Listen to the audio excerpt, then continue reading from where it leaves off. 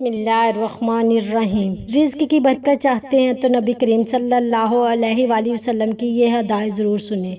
حضرت نافع رحمہ اللہ سے روایت ہے، انہوں نے فرمایا، میں شام اور مصر کی طرف سامان تجارت بھیجا کرتا تھا، یعنی ایک بار میں نے عراق کی طرف سامان بھیج دیا، پھر میں ام المومنین حضرت عائشہ رضی اللہ تعالیٰ عنہما کی خدمت میں حاضر ہوا اور کہا، ام المومنین میں شام کی طرف سامان بھیجا کرتا تھا، اب میں نے عراق کی طرف سامان بھیجا ہے۔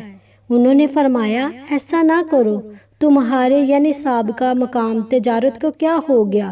میں نے رسول اللہ صلی اللہ علیہ وآلہ وسلم سے یہ ارشاد مبارک سنا ہے، جب اللہ تعالیٰ تم میں سے کسی کے لیے ایک طرف سے رزق کا سبب پیدا کرے تو وہ اسے اس وقت تک ترک نہ کرے جب تک اس میں تفریح یا خرابی پیدا نہ ہو جائے۔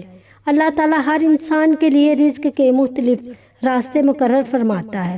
اگر کسی جائز تجارت، ملازمت یا کام میں خیر و برکت اور اطمینان حاصل ہو رہا ہو تو صرف نئی جگہ یا زیادہ منافع کی امید میں اسے چھوڑنے میں جلدی نہیں کرنی چاہیے۔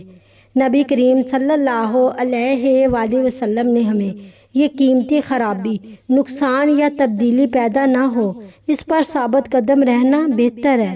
مومن کا اعتماد اپنے منصوبوں سے بڑھ کر اللہ تعالیٰ پر ہونا چاہیے، کیونکہ اصل رزق دینے والی ذات اللہ ہی ہے۔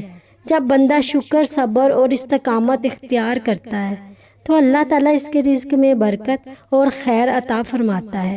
اس جائز رزق میں اللہ برکت دے، اس کی قدر کرے اور بلا وجہ اسے نہ چھوڑے۔